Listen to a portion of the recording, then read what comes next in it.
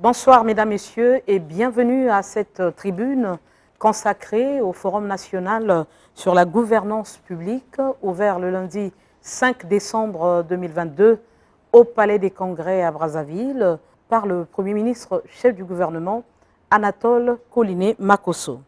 Ces assises qui prendront fin le 8 décembre prochain se tiennent sous le thème « Contrôle d'État, qualité du service public » et lutte contre les antivaleurs, trois outils au service de la performance de l'action publique. Pour en parler, nous serons avec des invités à ma droite, M. Georges Tambo.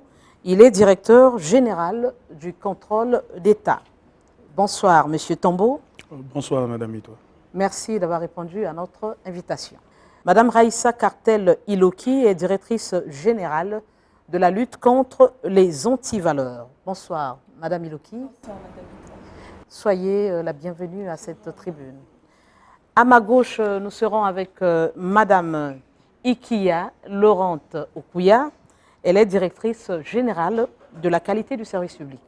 Bonsoir, Madame Okuya. Bonsoir, Madame Ito. Merci d'être parmi nous. Et également avec nous sur ce plateau, Monsieur Simplice Mounianga. Il est directeur de cabinet du ministre du Contrôle d'État, de la qualité du service public et de la lutte contre les antivaleurs. Bonsoir, Monsieur Mounianga. Bonsoir, Madame Ito. Et nous serons certainement rejoints d'un moment à l'autre par l'attaché au contrôle d'État, Monsieur Castel Abano. La gouvernance publique reste donc une préoccupation majeure de la quasi-totalité des pays africains et la République du Congo est d'autant plus concernée. Portée par le ministère du Contrôle d'État, de la qualité du service public et de la lutte contre les antivaleurs, le Forum national sur la gouvernance publique qui s'est ouvert ce lundi à Brazzaville est un signal fort pour le Congo qui aspire au développement. Alors repartons en image pour vivre les temps forts qui ont prévalu à l'ouverture de ces assises. Le Forum national sur la gouvernance publique, le tout premier du genre en République du Congo, a ouvert ses portes ce lundi 5 décembre au cours d'une cérémonie officielle patronnée par le Premier ministre chef du gouvernement Anatole Collinet Makosso, qui a dans son speech inaugural rappelé aux participants que les réformes institutionnelles subséquentes sont au cœur de la vision du président de la République. La bonne gouvernance garantit entre autres l'orthodoxie financière, un sens de redevabilité plus élevé, une meilleure implémentation de la gestion axée sur les résultats. Son Excellence M. Denis Sassou Nguesso, président de la République, chef de l'État, ne ménage aucun effort pour parvenir à la bonne gouvernance. Aujourd'hui, vous avez l'opportunité de contribuer à la réalisation de cette grande vision et je vous invite à mesurer toute l'importance de ce forum. Au regard du profil scientifique et intellectuel des éminents intervenants et co-débatteurs retenus, je formule le vœu que les présentes assises débouchent sur des préconisations susceptibles d'aider le gouvernement de la République à rendre le secteur public plus performant. Ce forum se tient à un moment historique où le gouvernement s'emploie à faire de la performance dans la gouvernance publique son leitmotiv permanent. Ainsi, les différentes parties prenantes, gouvernants et gouvernés, doivent tous intervenir et avoir une voix pour préserver notre démocratie participative. Car une démocratie, en réalité, c'est le produit de petites décisions constantes prises par toutes ces différentes composantes. Les présentes assises s'inscrivent dans le cadre d'un dialogue citoyen entre différents acteurs, gouvernants et gouvernés, que j'espère constructif et bénéfique pour l'intérêt général. Le Forum national sur la gouvernance publique a l'obligation d'épingler les grands sujets de la bonne gouvernance. Les recommandations qui seront formulées doivent concourir à sa matérialisation, car la bonne gouvernance est notre credo commun, une bataille que nous devons remporter ensemble en luttant systématiquement contre les antivaleurs, a-t-il conclu.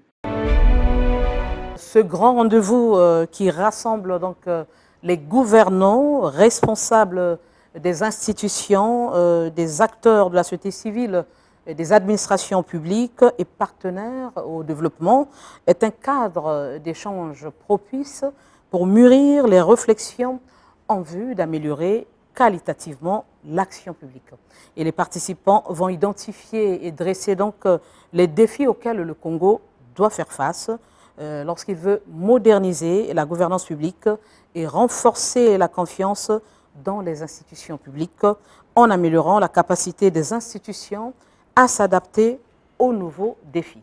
Alors très rapidement, Monsieur Munyanga, hier vous avez suivi donc les messages qui ont été délivrés à l'ouverture de ces assises, le message du ministre des questions relatives au contrôle d'État, à la qualité du service public et à la lutte contre les antivaleurs, Rosaire Ibarra. Vous avez également suivi le discours d'ouverture du Premier ministre au chef du gouvernement. Alors, qu'est-ce qu'on peut retenir justement de ces allocutions prononcées hier? Alors, d'abord, je commence par dire merci, madame. Je vais d'abord commencer par rappeler un fait. En fait, ce forum, c'est avant tout quasiment 2 ans de préparation technique. 2 ans. 2 ans de préparation technique en valeur absolue, si je peux me permettre de le dire, parce que lorsque le ministre du Contrôle est nommé, la plus grosse réponse qu'il fallait obtenir, c'était de dire on se prend comment. Parce que déjà, il y a beaucoup de gens qui commençaient à dire, bon, est-ce que ce n'est pas un contrôle de trop? Est-ce que plusieurs questions sont posées? Alors pour le ministre, le premier dilemme, c'était déjà de trouver comment se positionner dans le dispositif de contrôle existant. Parce qu'on ne va pas quand même dire qu'il n'y avait pas le contrôle. Le contrôle a toujours existé. Oui. Cependant, dans le format actuel, il fallait donc réfléchir. Donc le premier travail du ministre, c'était d'abord de chercher à se poser la question de savoir on se positionne comment. Nous avons donc réussi d'abord à organiser le ministère, donc avec un décret portant donc organisation sur la base donc du décret 330 qui positionnait clairement les attributions du ministre. On a donc proposé un dispositif organisationnel qui projetait déjà ce qui devait se faire de manière opérationnelle. Et pour rendre visible l'opérationnalisation finalement de la mission qui lui avait été donc confiée, on a validé un dispositif qu'on appelait organigramme fonctionnel. Donc il fallait organiser le ministère en programme. Alors on s'est dit qu'il fallait donc qu'on positionne très vite 3 programmes opérationnels.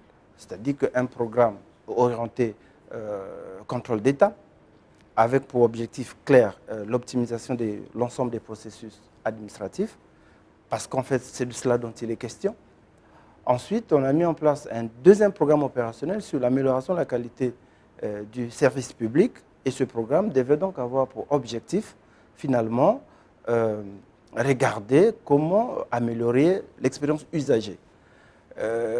Évidemment, en évoluant, vous vous rendez compte qu'aujourd'hui, étant donné que les consommateurs du service public commencent de temps en temps à payer ce service, très vite, ils commencent à se considérer comme des clients pour l'État, alors ils commencent à devenir exigeants. Donc le retour d'expérience qu'ils ont en rentrant en contact avec nos administrations devrait donc être plus ou moins soumis à leur appréciation. Voilà notre deuxième programme opérationnel. Après, on a proposé un troisième programme opérationnel, c'était sur la lutte contre les antivaleurs.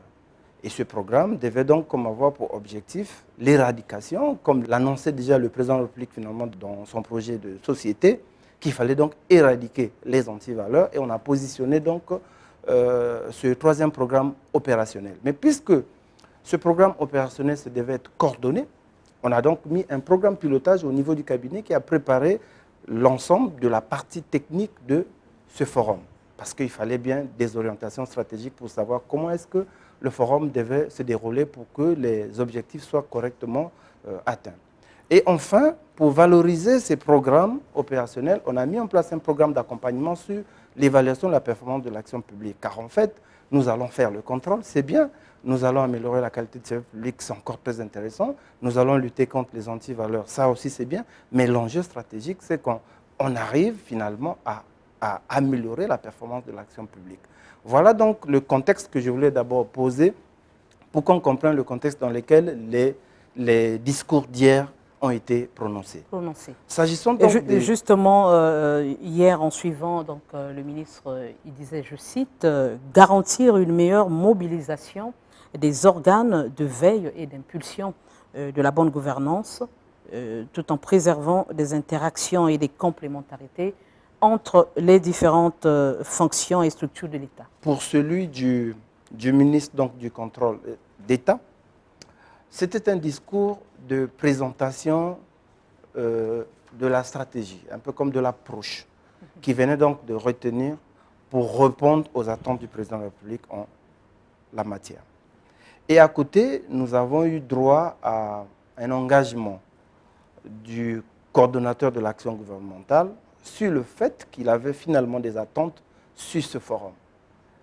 Parce que lorsqu'il a été question de traduire le projet de société du chef de l'État en programme de gouvernement, on a eu la 12e bataille qui stipule clairement qu'il n'y aurait pas finalement de prospérité pour notre pays sans bonne gouvernance. À partir de là, moi personnellement, j'estime qu'on a eu les deux objectifs. D'abord, le go du ministre de tutelle, le ministre du contrôle d'État, et ensuite l'engagement finalement en termes de sponsoring au plus haut niveau de l'État par le Premier ministre chef du gouvernement. Madame Okouya, directrice générale de la qualité du service public, effectivement, le Premier ministre chef du gouvernement, dans son message, a dit qu'il n'y aura pas d'avenir prospère pour le Congo sans une bonne gouvernance. C'est très fort.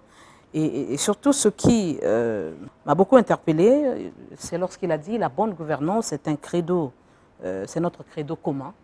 Et donc, une bataille que nous devons remporter ensemble en luttant systématiquement contre les anti-valeurs et les comportements déviants.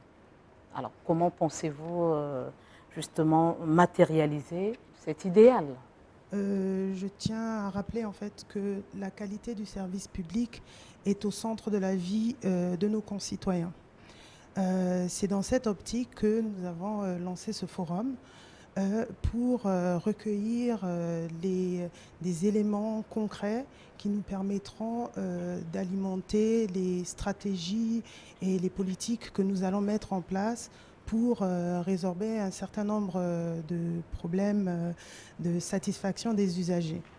Nous sommes actuellement ici dans ce forum avec tous nos concitoyens, que ce soit des personnes qui sont déjà dans la fonction publique, des gens du privé, des citoyens, des étudiants, un peu tous représentatifs de la société. Des députés. Voilà, très bien, qui, par leur participation avec les ateliers collaboratifs qui vont avoir lieu, vont contribuer justement à élaborer des politiques et stratégies qui nous aideront, qui nous permettront d'avoir une action concrète et directe dans l'amélioration du quotidien des Congolais et donc dans la qualité du service public. Madame Iloki Raïssa, vous êtes directrice générale de la lutte contre les antivaleurs. Donc il faut lutter contre les antivaleurs et contre tous ces comportements déviants pour justement assainir le milieu dans lequel les acteurs publics de la société civile et des administrations publiques qui sont en train de se mouvoir. Alors comment y arriver dans un pays où les habitudes, en tout cas, ont la peau dure? C'est difficile de pouvoir démanteler, en tout cas, tout ce qui n'honore pas, disons, nos administrations.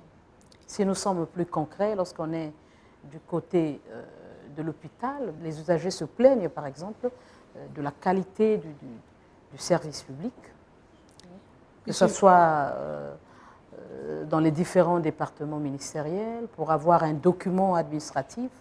On n'a pas besoin de citer, en tout cas, tous ces faits qui sont décriés ici et là. Vous êtes dans cette société et vous comprenez très bien qu'il y a beaucoup à faire. Mais comment y arriver? Quelle est votre stratégie, je veux dire?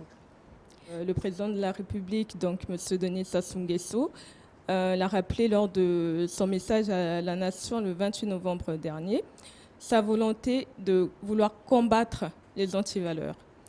On parlait tout à l'heure de la bonne gouvernance. J'aimerais rappeler que c'est un idéal à atteindre dans la gestion de l'action publique. Comment on doit procéder? Je pense qu'il faut commencer par la base, c'est-à-dire l'éducation. Je pense que le ministre Jean Rosaire Ibarra, donc ministre du contrôle d'État, l'a rappelé lors de son allocution hier, lors de l'ouverture du forum. Il a dit qu'il fallait éduquer. Donc la première chose, la première phase de mon plan d'action, ce sera d'abord de récolter tous les textes qui existent au Congo, de vulgariser ensuite ces textes auprès de la population, parce que bon nombre de nos concitoyens ne savent pas ce que c'est qu'un antivaleur. Il faut leur expliquer ce que c'est que ce mot. On parle de comportement déviant, certes, mais comment ils peuvent les combattre. Donc, on mettra à la disposition de tous les citoyens et de toutes les administrations publiques des textes juridiques qui sanctionnent ces comportements. Ils vont en prendre connaissance, on va les vulgariser au travers des forums, des colloques, des portes ouvertes. À ce moment-là, ils prendront conscience de ce que c'est que les antivaleurs, donc de ce qui est permis et de ce qui est interdit. On ne peut pas commencer à sanctionner les citoyens sans avoir éduqué, sans avoir fait de la prévention, une priorité de l'action gouvernementale. Seulement ensuite, on aidera les administrations publiques à mettre en pratique les textes qui les concernent.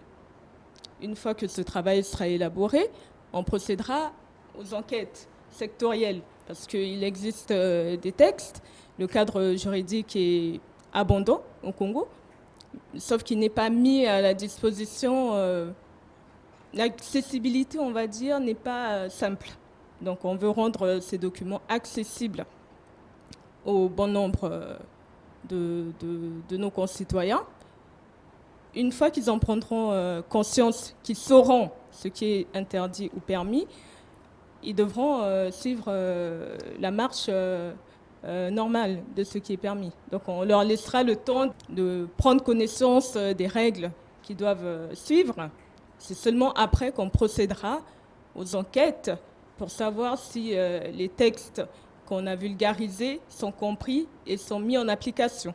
Le problème, c'est celui-là, effectivement, la mise en œuvre, justement, de toutes ces dispositions juridiques qui existent dans notre pays. Vous avez dit que nous avons un arsenal juridique très important, très abondant. Oui. Malheureusement, je pense que c'est l'application Mais pourquoi, qui pose problème. on peut se poser la question, pourquoi les citoyens n'appliquent pas ces textes qui existent? Ça soulève le problème d'accessibilité. Comment ils les trouvent, ces textes? Donc on va mettre en place, on pensait à un site internet où nous regrouperons par secteur les textes qui doivent être appliqués dans les différentes administrations.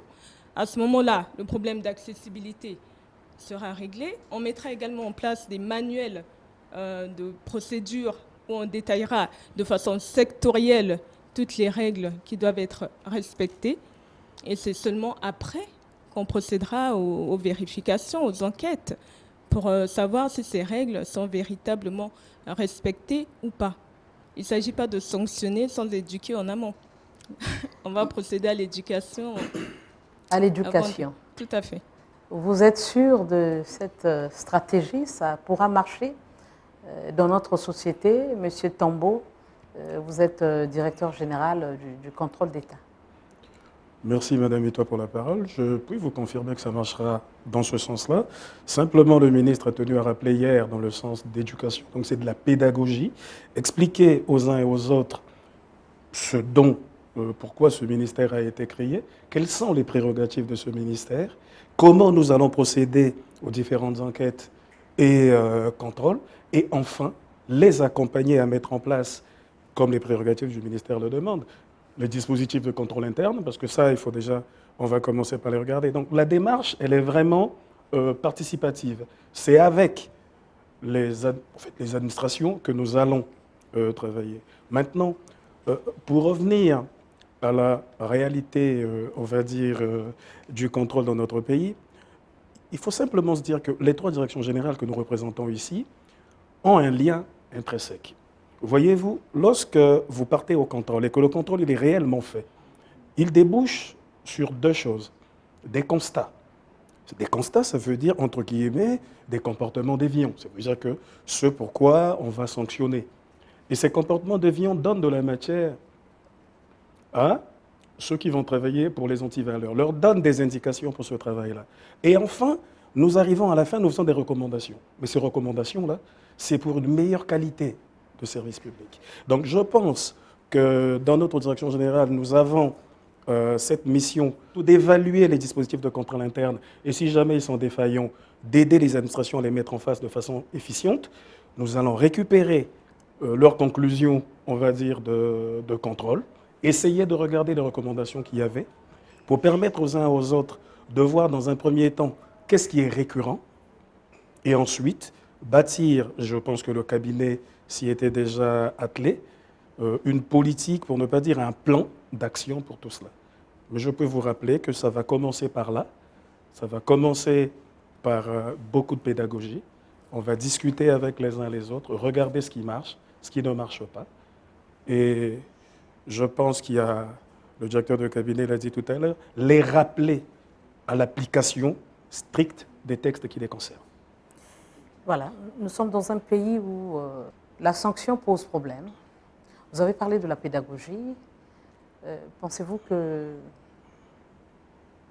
en tout cas, nos acteurs des administrations publiques et de la société civile ne sont pas au courant, disons, de la norme qui devrait exister au sein des administrations et des déviances qu'il ne faut pas justement épouser. Mais nous sentons une certaine complaisance. Qui doit-on sanctionner? Madame Itoa, vous voyez... Qui est en face de nous et pourquoi on n'arrive pas à sanctionner? Il y a beaucoup de non-dits. Vous venez là de mettre le doigt sur le pourquoi de ce ministère. Le directeur de cabinet tout à l'heure vous a rappelé que le contrôle avait toujours existé. Sauf que, dans les faits, parfois, il n'y avait pas, dans le jargon de ceux qui connaissent un peu le contrôle, le suivi des recommandations. Les recommandations ont été faites. On a peut-être quelque part péché par le suivi des recommandations, mais ce qui est vrai, c'est que je vais paraphraser ce que le ministre a dit hier. Il a dit ceci: cette innovation institutionnelle vise principalement à intégrer les questions de gouvernance et de bonne gestion publique dans toutes les sphères d'intervention de l'État de manière plus systématique et cohérente pour traduire dans les faits la vision du président de la République détaillée dans son projet de société devenu programme de gouvernement. Voyez-vous, dans ce ministère, il y a eu des innovations en matière de contrôle. D'abord, il y a l'évaluation des politiques publiques. Ce qui se faisait, mais sectoriellement. Et là, le président de la République a décidé d'avoir un instrument qui va évaluer, regarder l'adéquation des moyens avec les résultats. On ne va plus se contenter de regarder ce qu'on a fait, mais on va regarder comment on l'a fait et quel est l'impact. Souvenons-nous que nous recherchons, nous, l'intérêt général. Alors, lorsqu'on vous confie des missions, vous devriez toucher le plus grand nombre. Est-ce que ces objectifs sont atteints? Donc nous allons dorénavant regarder non seulement la pertinence de ce que vous avez fait, mais l'impact réel sur le terrain des moyens qui ont été mis à votre disposition. Et même lorsqu'il faut se constituer justement en équipe pour mener cette enquête, bon, qui va faire partie de cette enquête? Parce qu'il faut une probité morale à ce niveau déjà, en aval. Qui va pour enquêter, monsieur le directeur de cabinet? Vous comprenez un peu mon inquiétude, parce que nous sommes dans la même société qui est gangrénée par des antivaleurs, et le ministère du contrôle d'État, de la qualité du service public et de la lutte contre les antivaleurs fait partie de cette société, justement. Alors, en fait, je voulais revenir sur un élément assez important. Et hier, le ministre du contrôle d'État est arrivé également déçu. En fait, ce que je voulais dire, c'est quoi? Nombreux sont ceux de nos compatriotes qui, à chaque fois qu'ils abordent le ministère du contrôle d'État, pour eux, c'est attraper les voleurs. Et ça peut être un objectif, mais il se trouve que quand on est à l'échelle État, les choses se font dans l'ordre. Le rôle du contrôle, ce n'est pas tant attraper les voleurs. Ce n'est pas une façon de dire que le contrôle va encourager le vol. Non, mais le rôle du contrôle... Le risque, c'est celui-là, justement. Si évidemment. Mais ce que je veux dire... L'idéal, c'est ce risque-là aussi. Non, non, non. Ce que je veux dire... Parce que le vol, c'est un comportement déviant. Je suis d'accord, mais il faut comprendre qu'au niveau du gouvernement, vous avez le ministère de la Justice qui est chargé de la répression. C'est-à-dire que si vous êtes mal comporté, eh bien, la justice va vous... La justice sait comment faire. Ils ont tous les droits. Vous êtes un grand partenaire, justement. Évidemment, mais nous sommes au niveau du contrôle. Notre rôle est simple. On doit mettre en place un dispositif qui permette à l'État d'optimiser les processus. C'est-à-dire que l'État doit être capable d'atteindre ses objectifs. Voilà pourquoi je vais revenir. Et de démasquer ceux qui ne veulent pas, justement, non, non, non. Le risque, il est là. Démasquer, le risque, il est là. Je vais rebondir sur ce qu'a dit le DG Tombo tout à l'heure. Le DG Tombo a dit une chose très importante.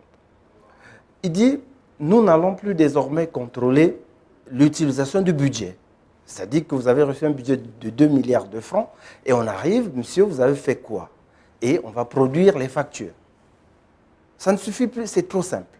Aujourd'hui, on va dire, OK, au-delà des factures, vous avez reçu l'argent sur la base d'un programme. Un programme est composé des politiques, des projets.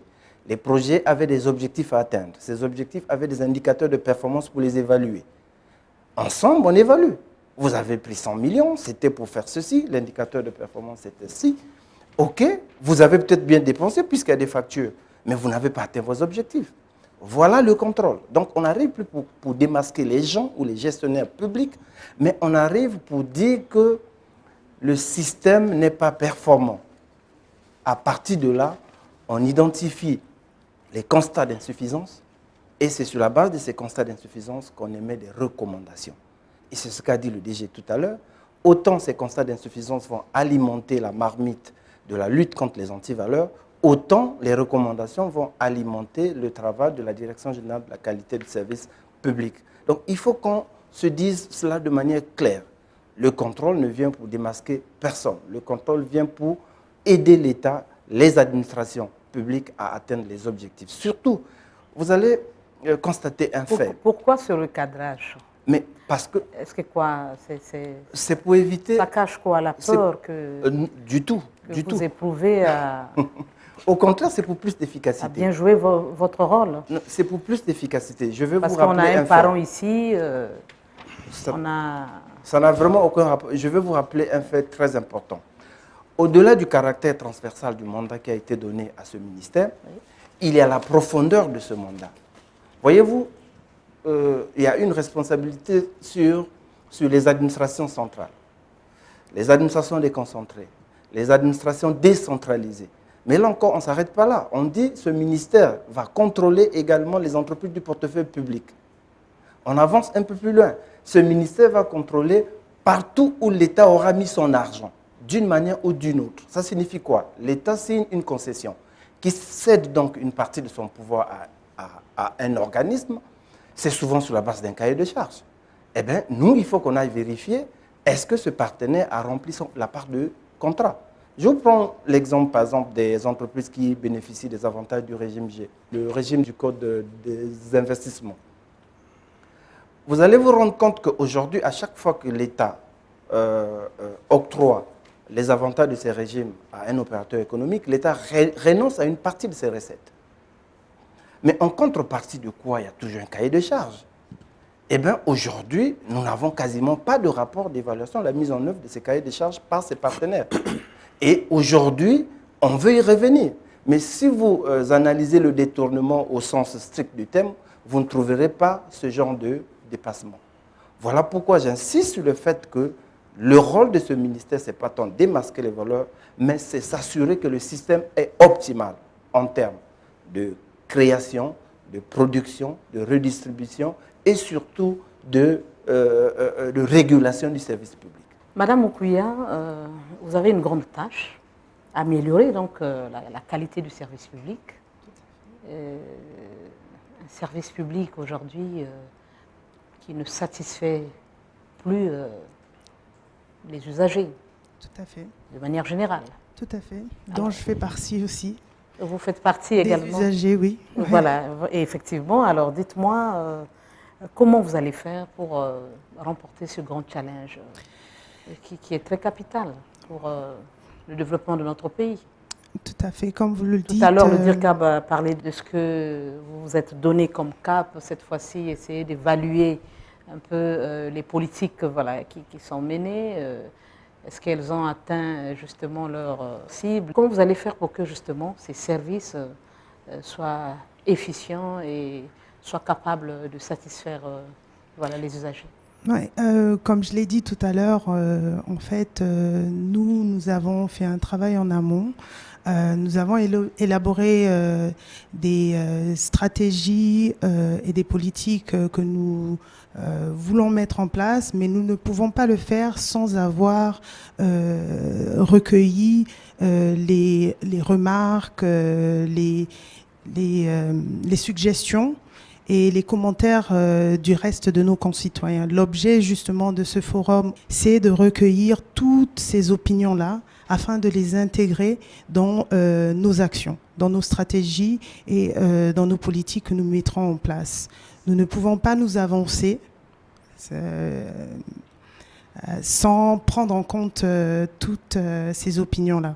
Donc, mais seuls les participants à ce forum ils représentent la société civile. Ne suffiront pas pour vous donner voilà. C'est notre travail. C'est notre travail. Il n'était pas nécessaire aussi d'aller, par exemple, dans les départements, essayer d'élargir un peu le champ en dehors de ce forum national? C'est justement un forum national et les départements sont représentés. Nous avons différentes administrations, différents fonctionnaires qui sont venus spécialement pour ce forum, pour participer activement à l'élaboration de nos futures stratégies et politiques que nous mettrons en place. C'est pour ça que justement ces 4 jours sont très très importants et très significatifs. Le Premier ministre et le ministre du Contrôle d'État de la qualité des services publics et des antivaleurs a été présent hier, a fait un discours, une allocution qui a été très importante et que j'espère que tout le monde a compris. Nous sommes là vraiment pour recueillir toutes ces paroles-là afin de mettre en place une action concrète qui améliorera justement le quotidien des concitoyens. Voilà. 4 jours pour des services publics 4 jours qui sont implantés sur 342 000 km². Bon, je suis un peu sceptique. Hein. Comment vraiment avoir le vrai thermomètre, monsieur le directeur de cabinet, monsieur Munyanga? Je voulais rebondir tout à l'heure sur ce qu'a dit, sur ce qu'a déjà introduit Madame la DG. C'est sur le fait que c'est un forum national. Donc nous avons donc des... Par analogie, nous avons eu des assises nationales sur les états généraux. On peut s'en inspirer, par exemple. Mais les assises... C'est beaucoup plus dans l'approche. Voilà. Aujourd'hui, nous on a dit, on fait un forum national. Les administrations décentralisées sont représentées. Ils sont arrivés. Et par la suite, les actes de ce forum vont être publiés, validés, transmis au chef du gouvernement, mais aussi nous allons faire une tournée pour vulgariser les actes finalement de ce forum, pour échanger également avec nos concitoyens qui se trouvent à l'intérieur. Justement, c'est cette approche participative, je pense, qui va vous permettre de mieux cerner cette grande question disons, des antivaleurs, du contrôle d'État et de la qualité du service public. Quels sont les grands enjeux, justement, de la gouvernance publique? Alors, je veux donc dire que si vous observez l'évolution de la modification, sinon de l'évolution du cadre institutionnel de notre pays, vous allez vous rendre compte que 2017 a donc un événement qu'il faut noter. C'est l'adoption finalement de la loi organique sur les lois de finances. Alors, en fait, c'est une loi qui dit déjà que cette fois-ci, il faut transformer la gouvernance publique. Cette loi consacre de manière systématique le basculement des budgets orientés moyens vers les budgets orientés programmes. Et tout à l'heure, quand je vous ai parlé de la première approche de modélisation de ce ministère qu'on a faite, c'était de mettre en place les 5 programmes. C'était en fait, c'est pour dire qu'on se positionnait sur les orientations de la loi organique sur les lois de finances. Mais après, au milieu, il y a plusieurs lois qui ont été prises. Par exemple, vous avez par exemple le règlement général sur la comptabilité publique qui vous dit aujourd'hui que, écoutez, l'État ne doit plus s'arrêter à cette comptabilité de trésorerie. Il faut maintenant que l'État puisse aller vers une comptabilité basée sur le droit comparé. Ça veut dire que l'État va désormais certifier ses comptes. Ça signifie que l'État va donc avoir un budget, un bilan d'ouverture, et cela est prévu à partir du janvier 2024. On doit avoir un bilan d'ouverture avec une comptabilité patrimoniale. Ce sont des innovations, et ça, c'est des décisions qui sont prises là. Vous avancez en 2019. Vous avez la promulgation, donc finalement, de la loi d'orientation sur l'évaluation de la performance de l'action publique. Et cette loi venait donc de consacrer, en fait, la garde, donc la gestion axée par les résultats, comme mode d'évaluation de la performance de l'action publique. Et cette loi, aujourd'hui, a des orientations. Cette loi vous dit qu'il nous faut prendre un texte, finalement, qui définit les modalités d'évaluation de l'action publique. Mais au même moment, cette loi nous exige d'adopter, finalement, une stratégie nationale de recherche des performances dans le secteur public. Et à partir de là, vous vous rendez compte que l'État ne veut plus seulement être comme un État traditionnel, orienté performance sociale. L'État veut aussi aller vers la recherche des performances économiques, mais aussi vers les performances financières. Voilà pourquoi aujourd'hui, le ministère du Contrôle, qui arrive donc en 2021, arrive un peu comme un organe d'opérationnalisation de toute cette évolution. Donc c'est pour vous dire qu'aujourd'hui, avec ce ministère, on veut maintenant passer à l'action. Voilà pourquoi nous vous présentons aujourd'hui 3 organes, Direction générale du contrôle d'État, Direction générale de la lutte contre les antivaleurs, Direction générale de la qualité du service public. Ce sont les 3 organes d'opérationnalisation, finalement, de toute cette politique qui a commencé, en fait, depuis 2017. J'espère que, vu comme ça, vous comprendrez, finalement, pourquoi hier, le ministre du contrôle d'État fait comme une présentation du travail qu'il a fait en sourdine pendant près de 2 ans aujourd'hui. Et en plus, à côté, vous avez le go du Premier ministre qui dit « j'ai des attentes pour ce forum, donc pour ce ministère qui va donc se repositionner ». Et ensuite, vous avez la Banque mondiale, vous avez suivi qui dit « les résultats de ce forum, je m'engage à les accompagner dans le cadre de la mise en œuvre ». Donc vous comprenez que justement, tout a été prévu. Dans une volonté d'améliorer ces indicateurs de gouvernance publique, le Congo est accompagné par plusieurs partenaires au développement, en l'occurrence la Banque mondiale, via le projet de réforme intégrée du secteur public PRISP en sigle. Et donc ce projet qui vise l'amélioration de la gestion des ressources publiques et de la redevabilité en République du Congo. Alors dites-nous comment vous envisagez justement cet appui de la Banque mondiale dans ce combat que vous menez? Mais Madame Etoile, vous avez déjà là la concrétisation, effectivement, de cet appui, le forum. Ce forum, je vais paraphraser Madame la directrice générale, elle est d'une importance capitale. Pourquoi? Parce que finalement, il pose les jalons de la compréhension future de ce que nous aurons du contrôle. Parce que jusqu'aujourd'hui, nous avons eu des contrôles, le contrôle classique. Ça nous a donné ce que nous avons. Nous avons des textes qui nous ont donné des attributions. Mais nous sommes allés plus loin. Nous nous sommes dit non, avec effectivement l'approche du ministre. Ce que nous allons faire dorénavant, nous allons appeler les autres, toute la société. Nous allons mettre tout cela à plat. Nous allons nous dire, écoutez, nous avons eu des inspections sectorielles, nous avons eu telle ou telle institution qui ont à peu près, on va le dire, les mêmes attributions. Mais comment faire pour que nous ne puissions pas réitérer les erreurs du passé? Qu'est-ce qu'il faut faire?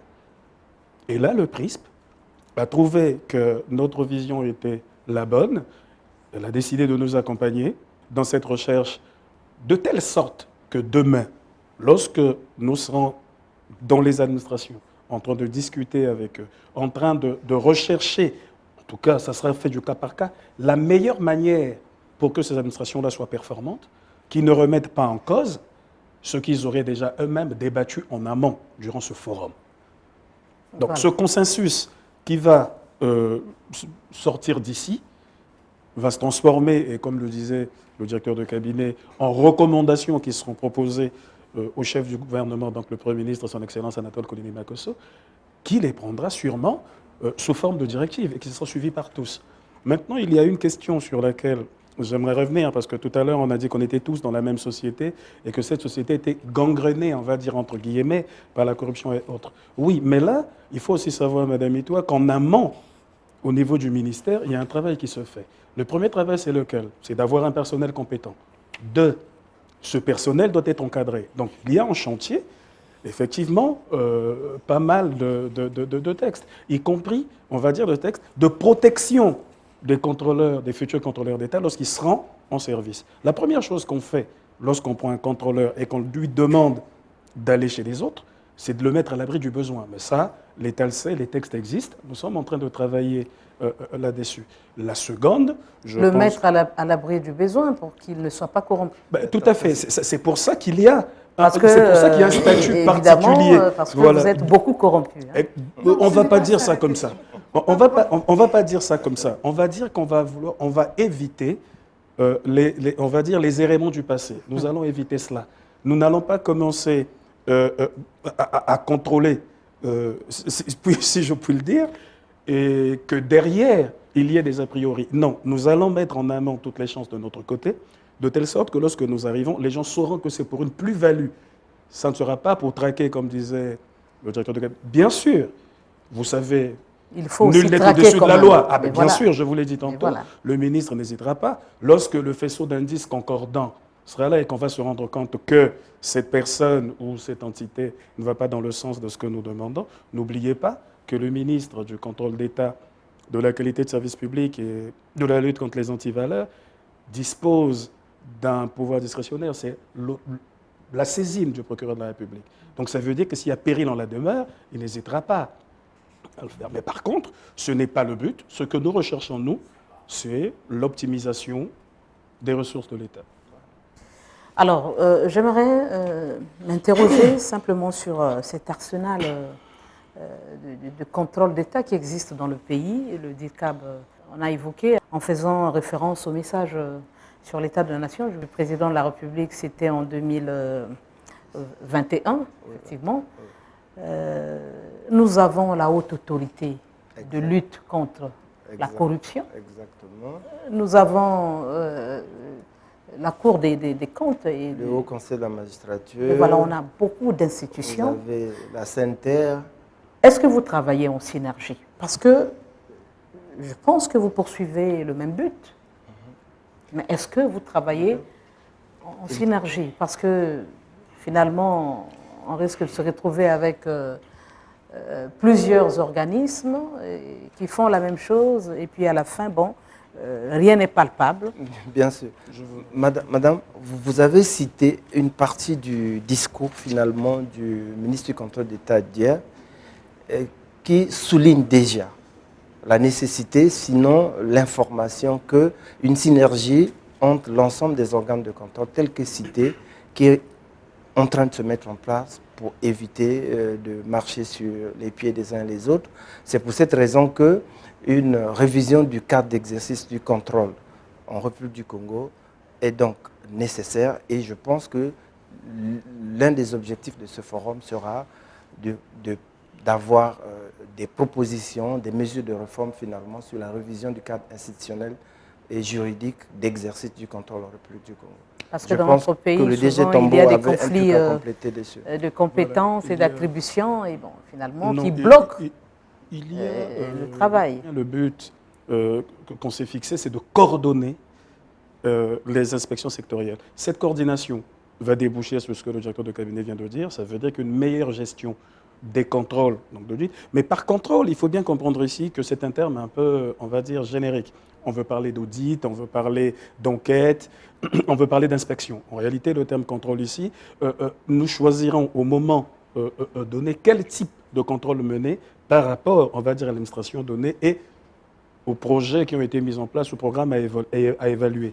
Mais la coordination dans nos prérogatives, c'est une pièce maîtresse et principale pour éviter évidemment que les uns les autres, se marchent sur les pieds et deux, vous avez vu qu'en amont, on vous a bien expliqué que nous allons mettre en place un plan national de contrôle interne. Puisqu'on va évaluer ces contrôles-là, on va mettre ensemble avec les administrations le dispositif de contrôle interne, qu'on espère dans les prochains jours. Et enfin, on va venir évaluer. Donc nous revenons à ce que Madame la directrice a dit, beaucoup de pédagogie, l'accompagnement et après les contrôles d'efficacité. Beaucoup de pédagogie, là j'aimerais faire réagir les dames. Donc Madame Iloki, beaucoup de pédagogie. Alors comment faut-il éduquer et les acteurs des administrations publiques, de la société civile et les usagers? Est-ce que ça passe par l'école aussi, par Tout à fait. les programmes tout le monde de l'école primaire? Tout à l'heure, je parlais de retourner à la base. Donc, il s'agit d'éduquer également les enfants pour éviter plus tard qu'ils commettent des actes d'antivaleur. Donc, il y aura des interventions au niveau des écoles, des établissements publics scolaires.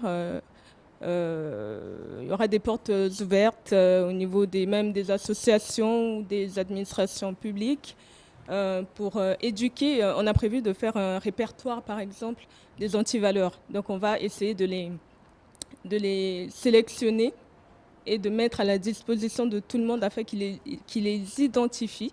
Et donc, on expliquera ce que c'est, quel texte les réprimande. Et on va commencer par l'éducation civique. Les antivaleurs, c'est quoi? C'est de marcher dans la rue et de jeter des choses par terre. Il faudra mettre en place des poubelles, évidemment, à tous les coins de rue, mais c'est important de commencer par des petites choses pour évoluer vers les grandes. Parce qu'on ne devient pas corrompu du jour au lendemain. Il y a un cheminement. Et j'insiste sur la prévention parce qu'il y a des gens qui peuvent commettre des actes répréhensibles sans vraiment avoir conscience. Par habitude, ils vont le faire. Mais il faut leur rappeler que ce sont des actes interdits. Et j'aimerais rebondir sur les sanctions. Il faut rappeler qu'on est dans un état de droit. Donc la sanction, c'est même ce qui confirme cet état de droit. Et le président de la République et également monsieur le ministre l'a rappelé hier, qu'il faut mettre fin à l'impunité. De quelle manière on va le faire dans ma direction? Par exemple, on a prévu d'aider les concitoyens à dénoncer les actes répréhensibles dont ils ont connaissance.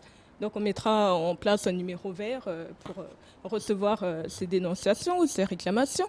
Mais, et concrètement, comment vous allez travailler? Avec la police ou les éléments? Alors, ce qu'on fera après les enquêtes qui auront lieu, on va, s'il s'avère qu'après les enquêtes, il y a des actes répréhensibles qu'on va identifier, l'objectif, ce sera de transmettre ces dossiers aux organes compétents, de concert avec les administrations publiques. Et évidemment, ce sera des sanctions plutôt hiérarchiques.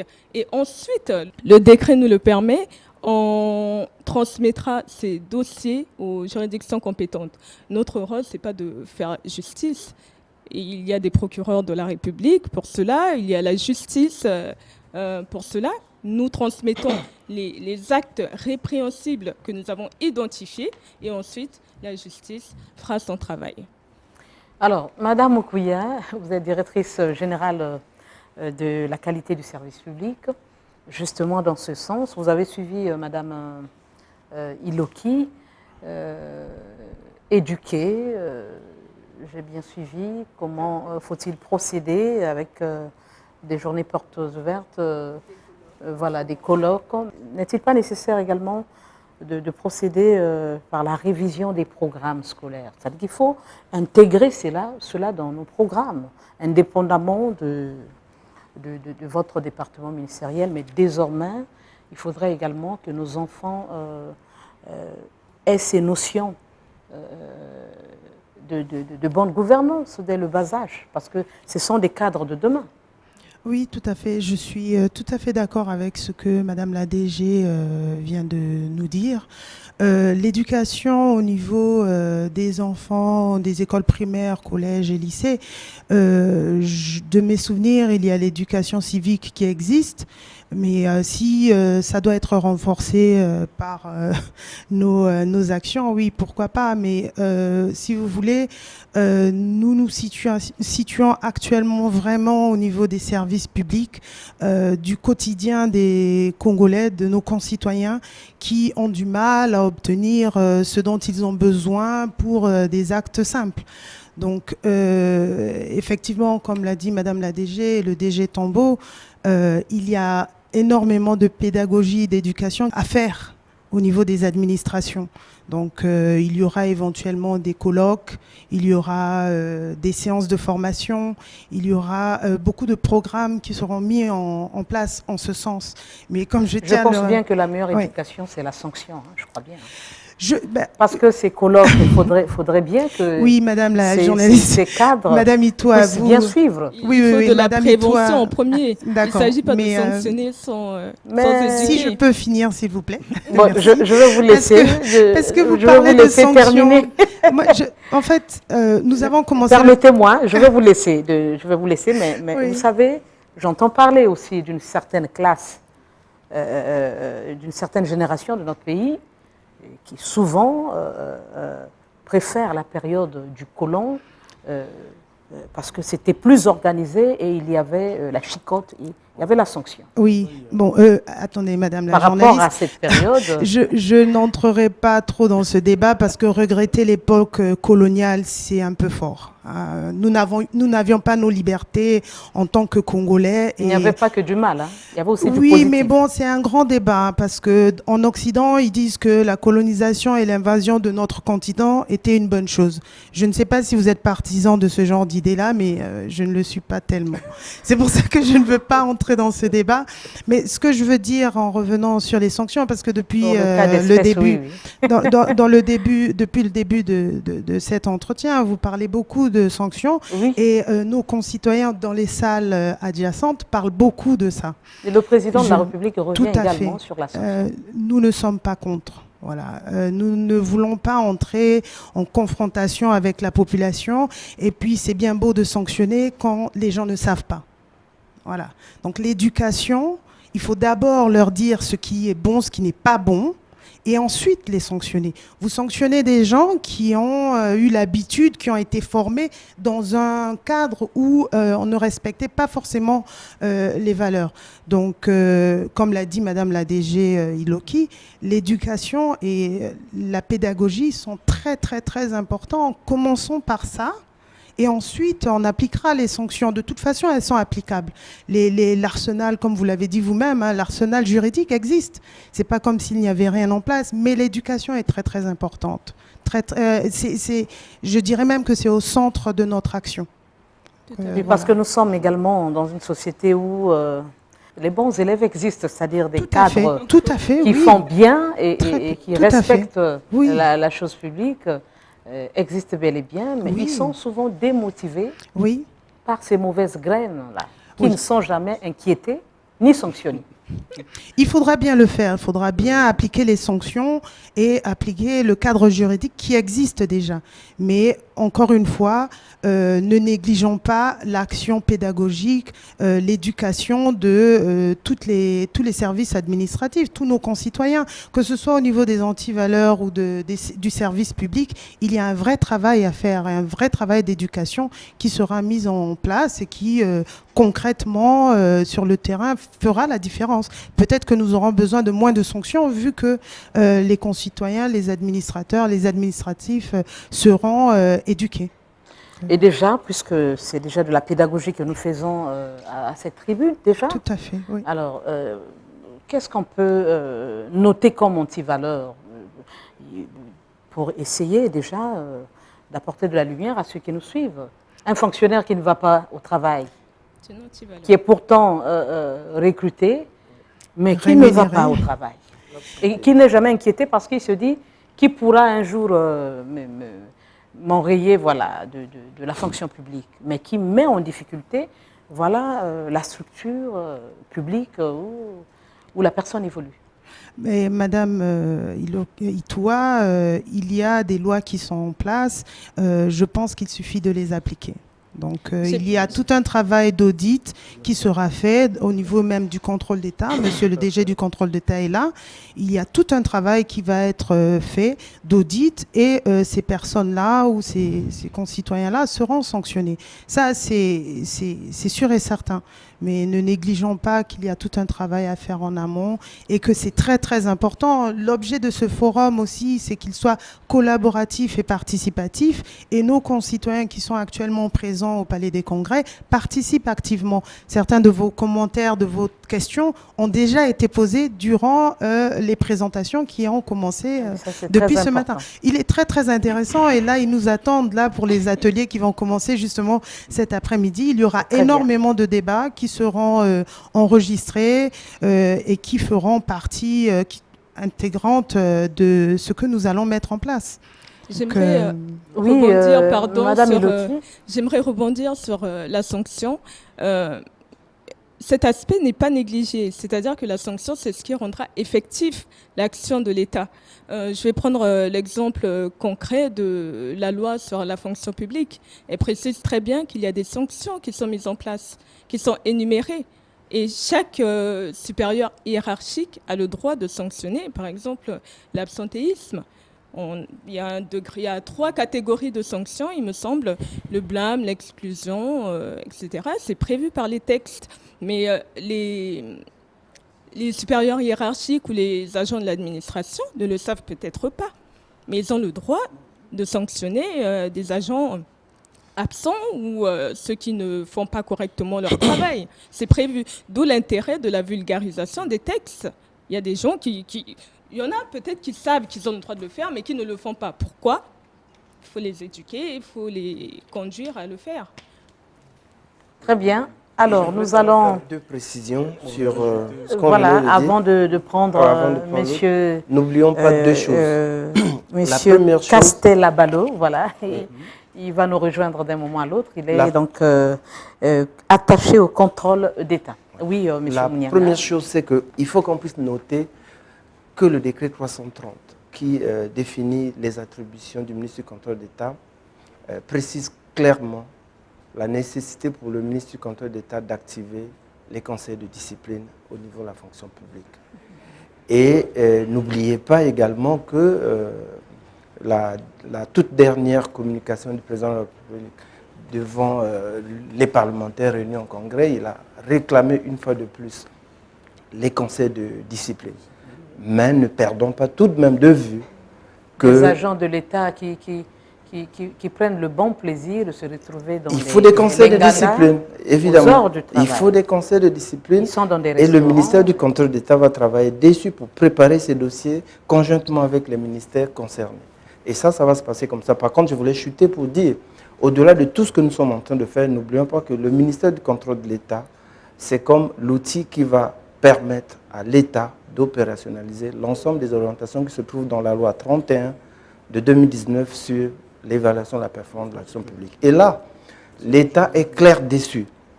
On doit évaluer l'État sur 4 axes. L'axe numéro 1, c'est l'offre de services publics. L'axe numéro 2, c'est la gestion des finances publiques. L'axe numéro 3, c'est l'évaluation des programmes, des politiques et des projets publics de développement. Et enfin, les ressources humaines de l'État. Donc, vous voyez, tout est prévu. Il ne reste plus que ce ministère se rende opérationnel afin que d'ici à 2, 3 ans, 4 ans, qu'on puisse constater les évolutions sur l'ensemble des indicateurs qui seront définis. Voilà. Merci beaucoup. Monsieur Tambo, avant de prendre Monsieur Abalo. Je pense que la pédagogie, oui, mais jusqu'à un certain niveau. Surtout que nul n'est censé ignorer la loi. Donc c'est un rappel. Et on va vous expliquer que dorénavant, il y a un cadre pour faire telle chose, pour faire telle autre, parce que le ministère du contrôle d'État est là pour veiller, vérifier, contrôler, évaluer et sanctionner, si cela est nécessaire, les actions déviantes. Nous voulons qu'aujourd'hui, que notre pays, le Congo, ait un retour sur les moyens qu'il met à la disposition des administrations ou, on va dire, des entités. Il faut absolument que nous ayons un retour. Je finirai par dire ceci. Il faudrait que disons, la population ressente justement effectivement, vous m'avez enlevé le mot. Oui. Effectivement, parce qu'aujourd'hui, il y a non seulement la responsabilité que nous avons vis-à-vis de l'exécutif et du travail que nous faisons, mais la plus grande, c'est vis-à-vis de la population. Vous savez, nos frères, nos sœurs qui sont dehors attendent beaucoup de nous, y compris effectivement dans l'éradication des antivaleurs et la promotion de la qualité de service public. Parce que voyez-vous, aujourd'hui, un usager, on doit le considérer comme un client, c'est-à-dire qu'il doit avoir ce pourquoi il est venu. Quand il vient nous voir, je pense qu'on a rappelé dans la salle... Et surtout qu'ils sont parfois des contribuables. Hein. Bah, c'est cela, vous voyez, c'est cela. Alors, vous nous enlevez tous les mots de la bouche, finalement. Surtout qu'ils payent pour ce service. Donc, quelque part, ils doivent être bien reçus, ils doivent être bien traités, et surtout, recevoir ce pourquoi ils sont allés. On va prendre l'exemple des actes de l'état civil. Vous voyez? Et maintenant, si jamais nous repartions pour regarder, ne fût-ce qu'on va prendre un exemple, la gratuité des actes de l'état civil. Vous avez vu ce qui s'est passé. Nous tous, nous l'avons vu. Nous l'avons décrété. Et dans la manière de faire, on s'est rendu compte qu'on n'avait plus, on va dire, d'exemplaires du même document. Ça veut dire que les gens réinventent sans cesse une façon de faire. Mais dorénavant, on va les laisser faire. Il suffirait simplement qu'on regarde les moyens qu'on leur a accordés, le ressenti de l'usager, la finalité, et on saura qu'ils ont échoué. Voilà l'importance de cette vision sur la performance et non plus sur l'acte. Parce que quand on va venir regarder, ils vont vous dire, oui, vous savez, les papiers, nous l'avons acheté, la facture, elle est là. Sauf que chaque personne qui arrivait repayait ce même papier. Vous voyez, c'est tout un système mis en place et on va l'arrêter comme ça. Vous avez reçu 1000 francs pour faire ceci, et bien voilà, avec 1000 francs, vous aurez pu faire cela, vous n'avez fait que ceci. Et nous devons aujourd'hui réimplémenter dans nos consciences la culture de la reddition des comptes. Les gens doivent savoir qu'ils doivent rendre compte. Ils doivent rendre compte à l'État. Je me souviens très bien, parce que vous nous avez rappelé un peu l'époque où ça marchait très très bien. Ceux qui partaient en mission, quand ils revenaient, lorsqu'il y avait un reliquat, ils le rapportaient au trésor. Mais écoutez, j'ai été, j'ai fait, mais voilà ce qui reste. Eh bien, nous devons revenir à cela. Très bien, M. Tambo. Alors, comme annoncé, voilà, nous avons M.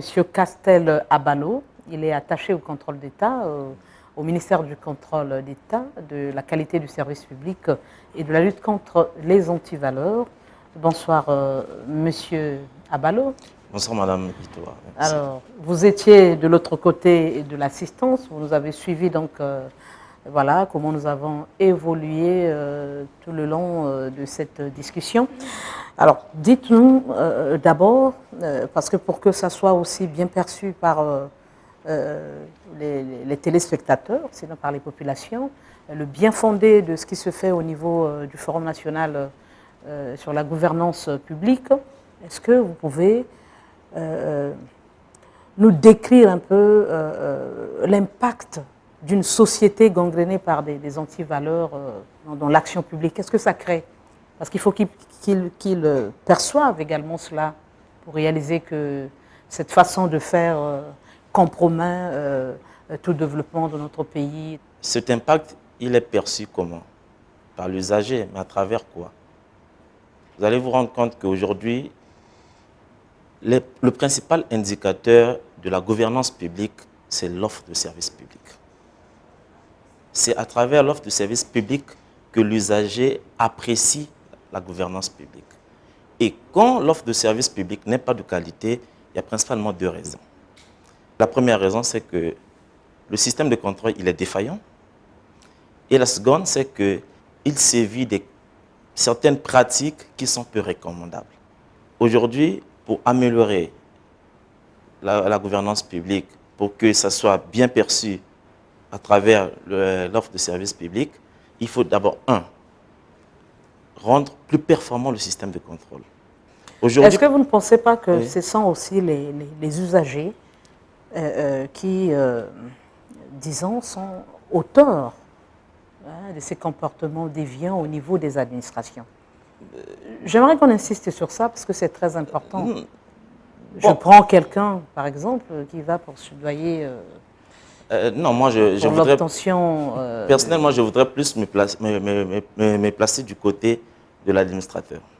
même aussi, l'usager a une responsabilité. Mais oui, mais pour que... Et puis, qu'est-ce qu'ils font en retour pour aller... ils peuvent aussi dénoncer oui, mais pour des dénoncer, pratiques oui, qui ne sont pas honorables. Pour dénoncer, il faut d'abord leur donner les moyens pour pouvoir se rendre compte que ça, c'était prévu qu'on fasse, mais ce n'est pas fait par l'administrateur. 2, il faut leur donner aussi des moyens de s'exprimer. Est-ce qu'ils ont des possibilités de lancer des alertes pour dire que, ben, écoutez, j'ai été dans telle administration, bon, je me suis senti lésé en sortant de cette administration. Mais par quel moyen l'usager va s'exprimer? Aujourd'hui, c'est aussi la mission du ministère en ce qui concerne la lutte contre les antivaleurs. Il faut que le ministère arrive à créer des plateformes, des interfaces pour que l'usager de l'administration publique puisse s'exprimer, puisse au quotidien dire son ressenti du traitement qui lui est réservé par l'administration publique. Et aujourd'hui, l'administrateur, quand il pose certains actes, il faut qu'il y ait au quotidien quelque chose pour lui rappeler que ce que vous posez comme acte s'écarte un peu de la mission qui vous est assignée. C'est là qu'on tombe sur le contrôle permanent, le système de contrôle permanent pour rappeler à quelqu'un, écoutez, ce que vous allez poser comme acte, là, s'écarte un peu de vos objectifs. Donc, donnez aujourd'hui aux gestionnaires, parce que les gestionnaires aujourd'hui, au quotidien, effectuent des opérations. Donc, ils sont aujourd'hui les principaux auteurs des risques.